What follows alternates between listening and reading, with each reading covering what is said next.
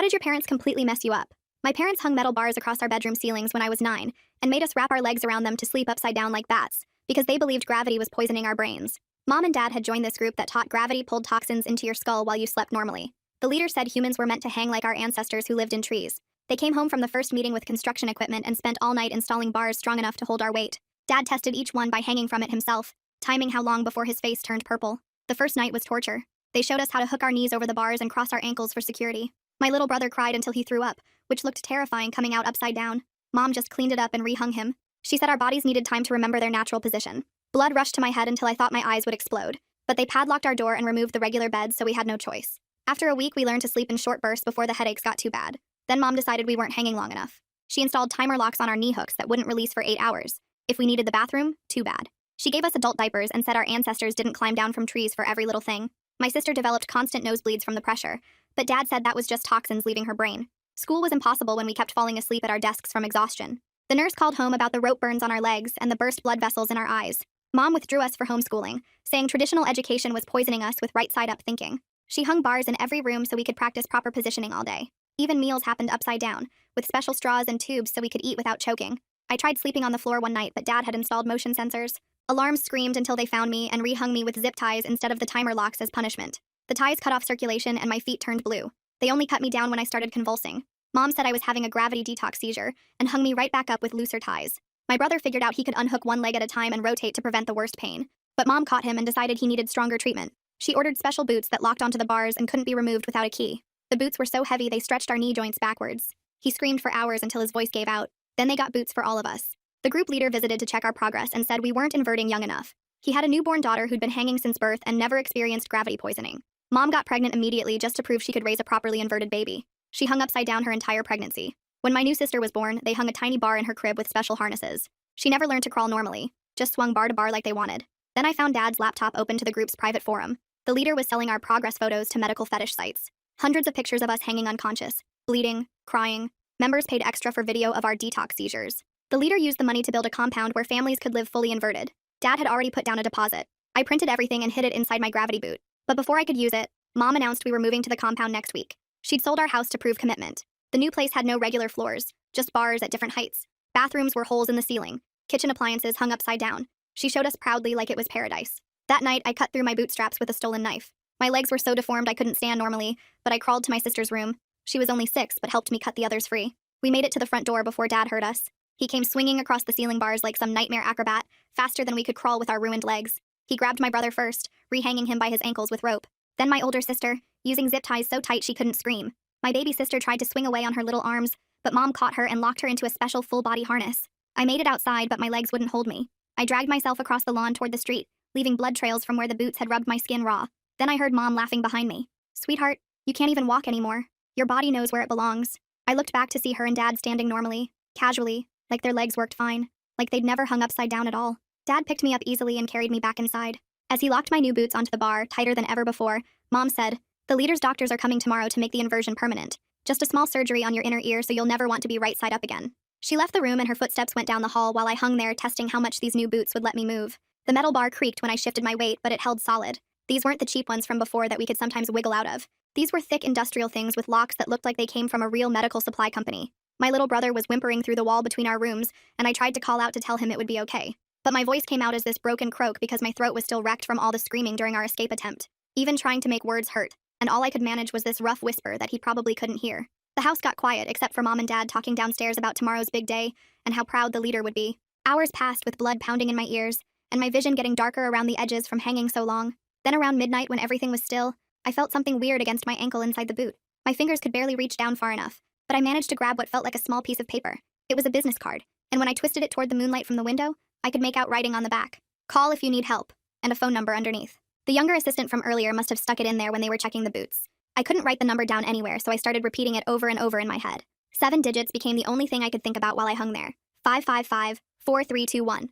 555-4321. I said it hundreds of times until it was burned into my brain even as my vision kept going dark. Dad did his regular check at 2 in the morning, coming up with his flashlight to shine it right in my face. He checked that the boots were still locked tight and that I was hanging the right way. I'd pressed the business card flat against my palm against the metal bar where he couldn't see it. He grunted that everything looked good and went to check on the others. By the time dawn came, my legs had gone totally numb below the knees, which actually made the pain better.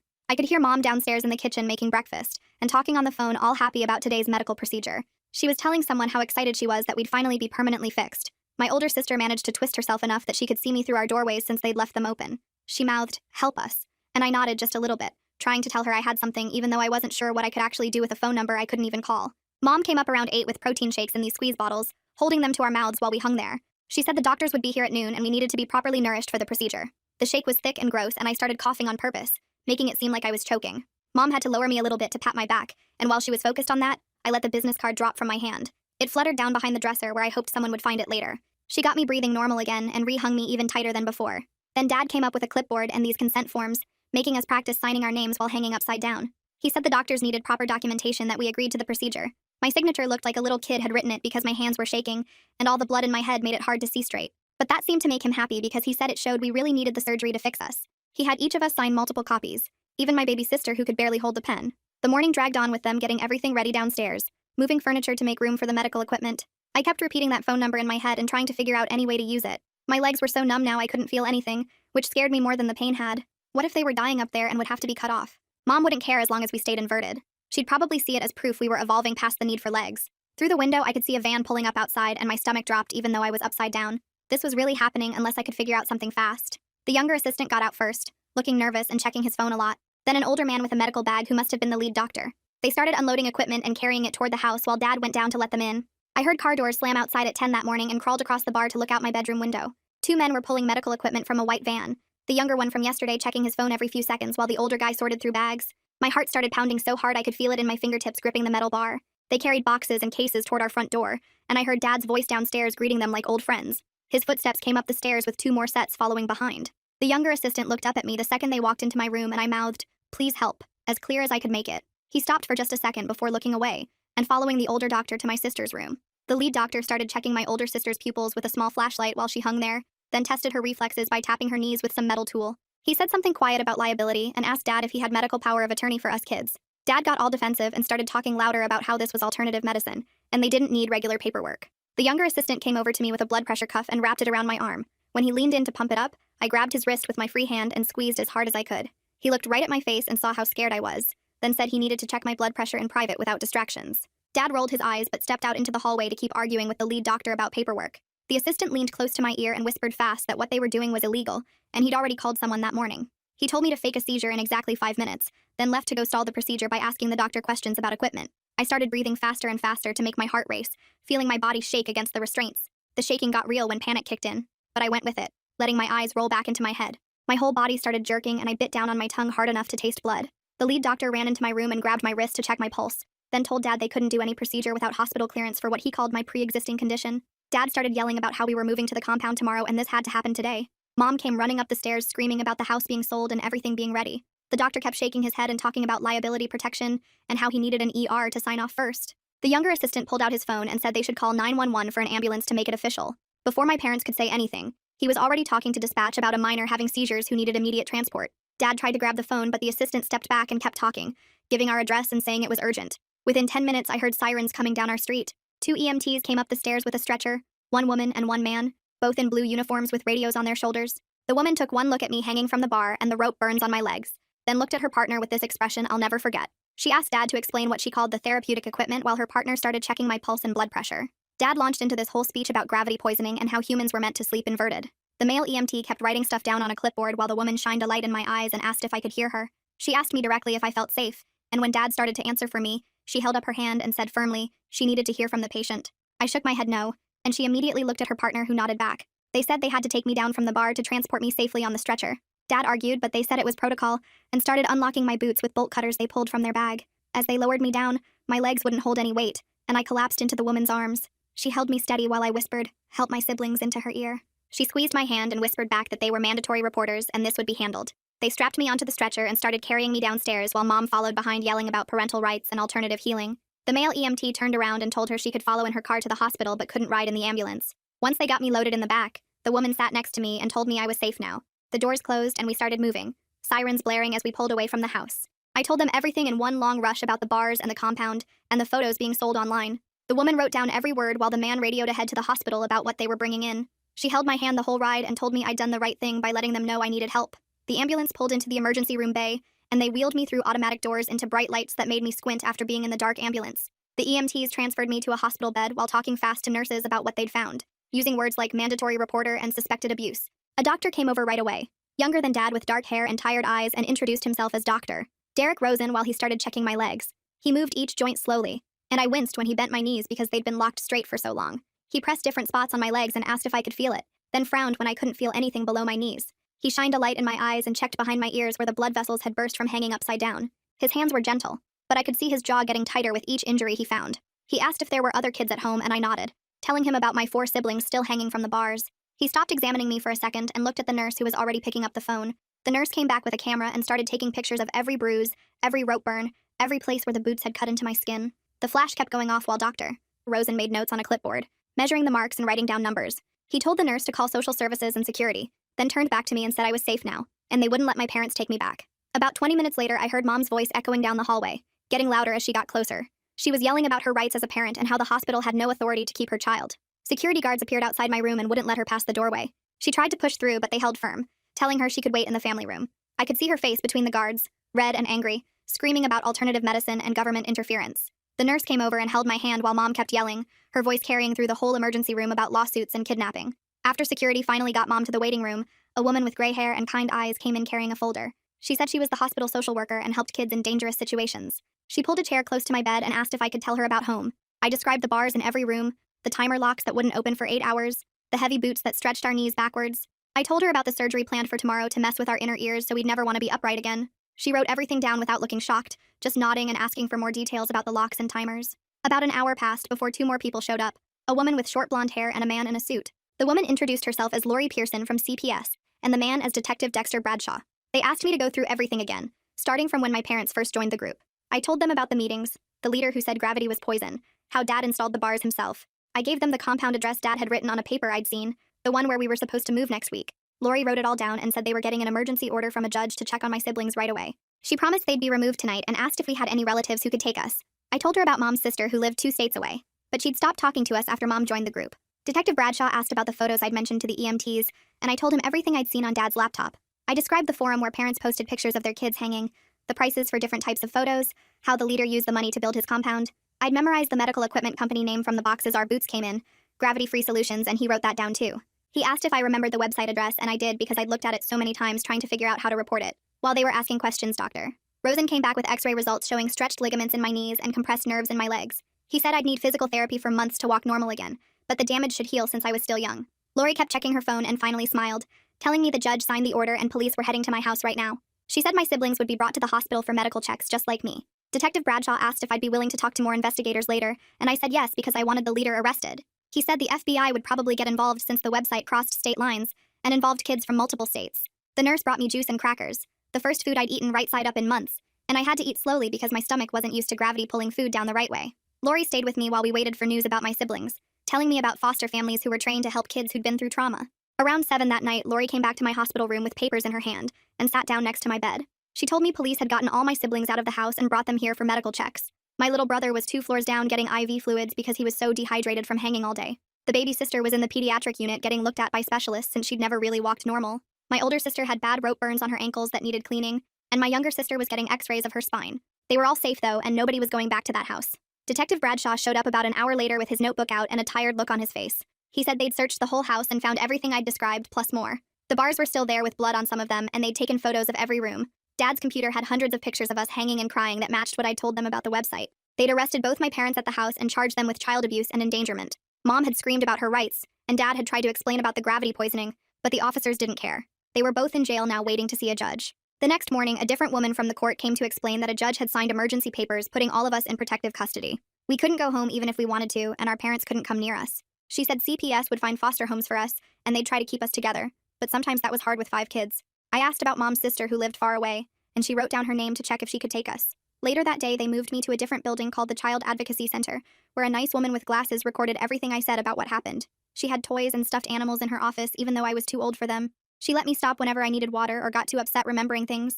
I told her about the bars and the boots and the compound we were supposed to move to. She asked really specific questions about dates and times and who did what to which kid. It took 3 hours to tell everything, and she said I did great. The next afternoon, they brought all my siblings to a big room at the hospital for us to see each other with a social worker watching. My little brother could barely walk and had to use a walker to get around. His legs were bent weird from the boots and he moved real slow. But when he saw me, he smiled for real for the first time in forever. My older sister had bandages on her wrists from the zip ties, and my younger sister kept rubbing her back where it hurt. The baby just sat there, not really understanding what was happening. We all hugged, careful not to hurt each other's injuries. A physical therapist came in to look at all of us and explain what months of hanging had done to our bodies. Our muscles had gotten weak in some places and too tight in others from the weird position. Our spines were compressed and our knees were stretched out wrong. She showed us gentle exercises we could do lying down to start fixing things. She said it would take months of therapy, but kids' bodies could heal if we worked at it. Most of us should walk normal again eventually, but my little brother might always have some problems. Detective Bradshaw visited me again a few days later with updates on the case. They'd arrested the cult leader at his compound along with the fake doctors who were supposed to do our surgery. The FBI was taking over parts of the case because the website went to people in different states, and that made it federal.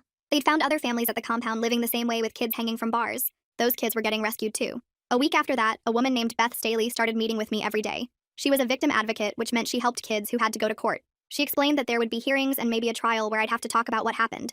It would be scary, but important to make sure our parents got in trouble for what they did. She taught me about what prosecutors do and what defense lawyers do and how judges decide things. She said my testimony was really important because I was old enough to explain everything clearly. 2 weeks passed before they let us see Mom and Dad at the CPS office with lots of supervision. They brought our parents into a room with a big mirror that people could watch through. Mom looked smaller somehow, and Dad's face was puffy from crying. They sat across from us at a big table with a social worker between us. Mom started crying right away, saying we'd ruined everything and destroyed our family. Dad kept talking about how we didn't understand the benefits of inversion and how the government was poisoning our minds. They blamed us for getting them arrested and said we'd regret this when the toxins built up in our brains. Neither of them said sorry or asked if we were okay. The social worker ended the visit after 20 minutes when Mom started yelling. That visit helped me understand they really believed the crazy stuff, or at least would never admit they were wrong. 3 days before the hearing, the prosecutor met with me in a small conference room at the courthouse. She spread out photos and documents on the table and explained how she'd present the case. The physical evidence was really strong with all the photos and equipment from the house. My testimony plus my siblings' statements made it clear abuse happened. She said my parents' lawyers were already talking about plea deals to avoid a full trial. They'd probably get 5 to 7 years in prison if they admitted guilt. She prepared me for what questions I might get asked and how to answer clearly. The preliminary hearing was tomorrow, and I'd have to tell the judge what happened to us. The morning of the hearing, my hands shook so bad I couldn't button my shirt properly. Beth Staley met me outside the courthouse and walked me through the metal detectors while explaining what would happen inside. The courtroom was smaller than I expected, with wood panels everywhere, and a high bench where the judge would sit. Mom and Dad were already there with their lawyers at a table on the left side of the room. They both stared at me when I walked in, but the bailiff told them to face forward. The prosecutor showed me where to sit and reminded me to speak clearly into the microphone. When the judge came in, everyone stood up and then she told us to sit down. She was an older woman with gray hair who looked at me over her glasses before asking if I was ready to testify. I nodded and walked to the witness stand where the bailiff made me promise to tell the truth. The prosecutor asked me to describe what happened at our house, and I told her about the bars and the boots and hanging upside down.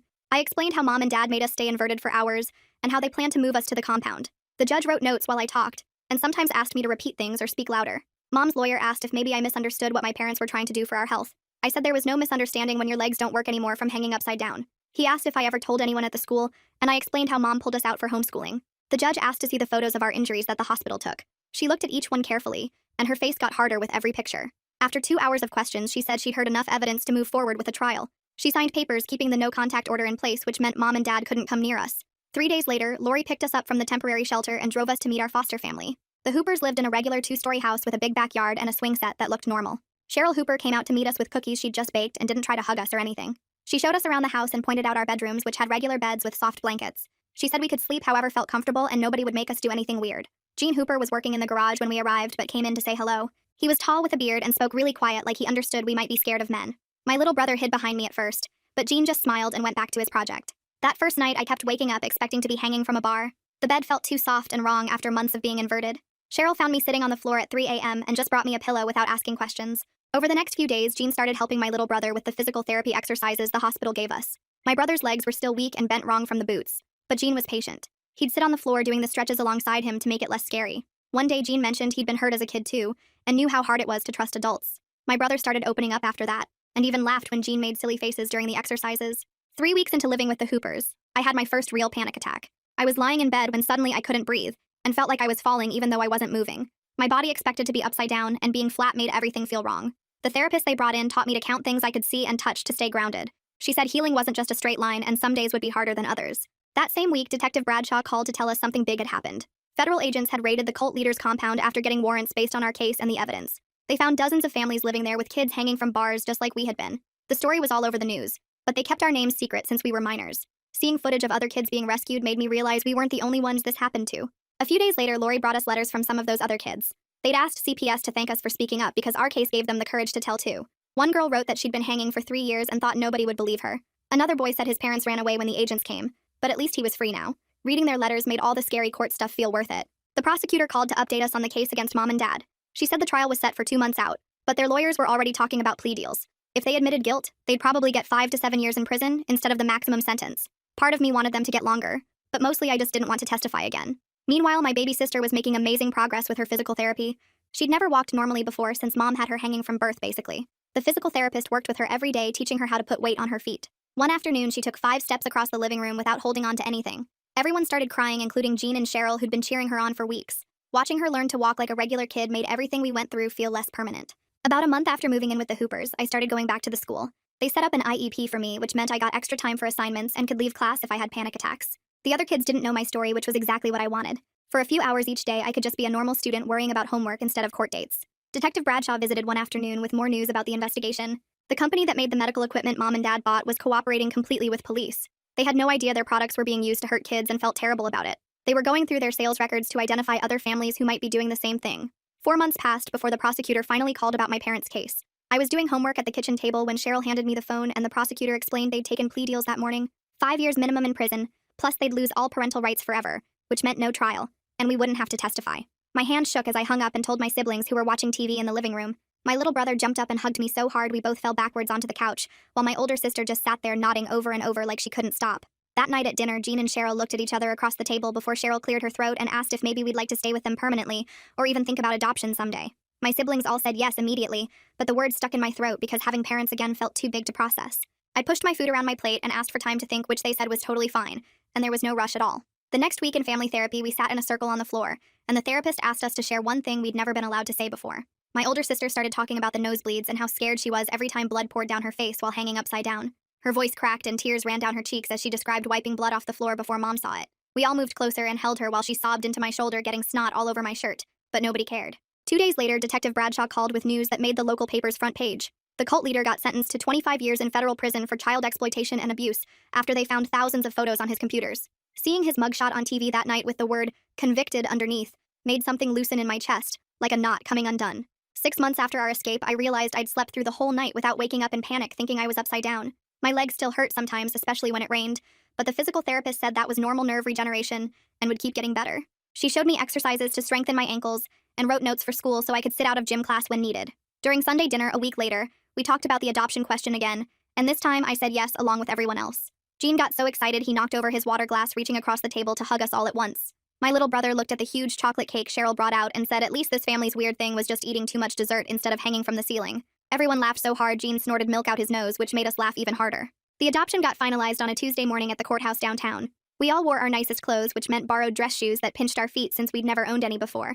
The same judge who'd signed our emergency removal order 8 months earlier now signed the papers, making us officially Hoopers. She smiled and said we deserved every bit of happiness coming our way, then let us take pictures with her gavel. Back at home, Cheryl and Jean sat us down and said they understood if calling them Mom and Dad felt wrong after everything. They suggested we could just use their first names, which felt right because those words carried too much weight from before. My baby sister turned 3 that spring and had zero memory of the bars or boots or hanging upside down at all. She thought it was just a weird game her siblings wouldn't play when she tried to hang from the monkey bars at the park. Watching her run around like any normal kid without fear made everything we went through worth it somehow. A year after our escape, I stood at a podium in a conference room full of CPS workers from 3 states.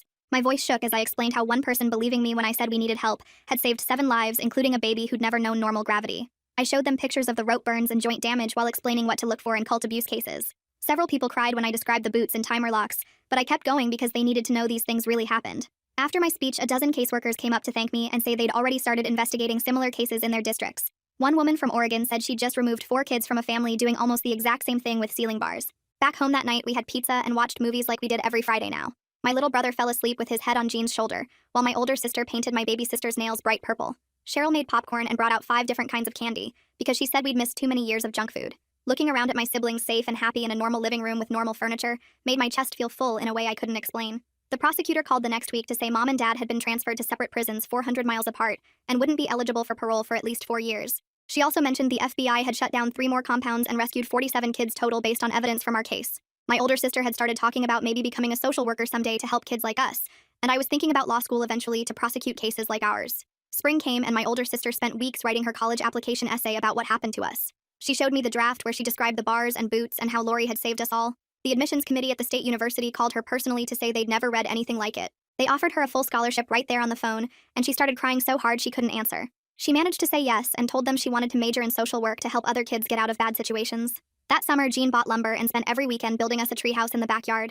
Not the weird kind with bars, but a regular one with walls and a floor where you could sit normally. He hammered boards together while we handed him nails and held pieces steady. My little brother painted it blue because that was his favorite color now that he could see colors right side up again. We spent evenings up there playing board games and eating sandwiches that Cheryl passed up through the window. Sometimes we just sat there looking at the stars through the skylight Jean had cut in the roof. The prosecutor called one afternoon to tell us the fake doctors had been sentenced. The main one got his medical license revoked, and 2 years in prison for practicing without proper credentials and child endangerment. The younger assistant who'd helped me that day testified against his partner and got a lighter sentence. He sent me a letter through the prosecutor apologizing for not acting sooner and saying my fake seizure had given him the courage to finally call for help. Reading his apology made something tight in my chest loosen up a little bit. 2 years after our rescue, we looked like any other kids at the school. My little brother tried out for the basketball team and made junior varsity even though the doctors had said the joint damage might be permanent. He practiced free throws in our driveway every night until his knees ached, but he never complained. During games, I watched him run up and down the court with no sign of the boy who couldn't walk 2 years earlier. My baby sister had no memory of hanging at all and thought we were making up stories when we mentioned it. She ran around the playground like any normal 5-year-old and hung from the monkey bars for fun, which made us all nervous even though we knew it was different. Senior year, I applied to the pre-law program at the state university, where my older sister was already studying social work. The application asked for a personal statement about why I wanted to study law. I wrote about sitting in that courtroom watching the prosecutor fight for us, and knowing I wanted to do that for other kids someday. Beth wrote my recommendation letter, and later the admissions counselor told me it was the strongest letter they'd ever received. She'd called me one of the bravest people she'd ever met, and said I'd make an incredible advocate for children. The acceptance letter came in March, and Jean framed it to hang on the wall next to my sister's. Graduation day arrived hot and sunny with the ceremony on the football field. I walked across the stage to get my diploma, and heard Cheryl screaming my name from the bleachers. Jean had brought one of those air horns that made everyone turn around to look. My siblings held up signs they'd made with glitter and markers that said embarrassing things about me being their hero. My little brother's sign had a drawing of me in a superhero cape which he'd worked on for days. After the ceremony, we took about 100 pictures with Jean, insisting on every possible combination of people. That night, Cheryl made a huge dinner with all our favorite foods. We sat around the table and she asked us to share what we wanted to do with our lives now that we were moving forward. My older sister talked about her internship at CPS starting in the fall. My little brother said he wanted to be a coach someday to help kids find confidence through sports. So even my baby sister announced she wanted to be a teacher, though she was only 7 and might change her mind a dozen times. Nobody brought up what happened to us before because we'd learned we were more than just survivors of something terrible. 5 years after that night when Mom announced the surgery that would have destroyed us forever, I sat in my law school library studying for criminal procedure. My phone buzzed with a picture from my little brother at his college basketball game, where he'd just made the winning shot. My older sister had graduated and worked as a social worker in the same office where Lori used to work. My baby sister was 12 and had no idea why her siblings got weird about sleepovers sometimes. Cheryl and Jean had officially adopted us 3 years ago, though we still called them by their first names out of habit. We survived everything they did to us and came out the other side as a real family that chose each other. Well, folks, that's it from me today. Thanks for sticking with me and letting me throw my thoughts and questions out there along the way. I really appreciate it. Like the video, it helps more than you think.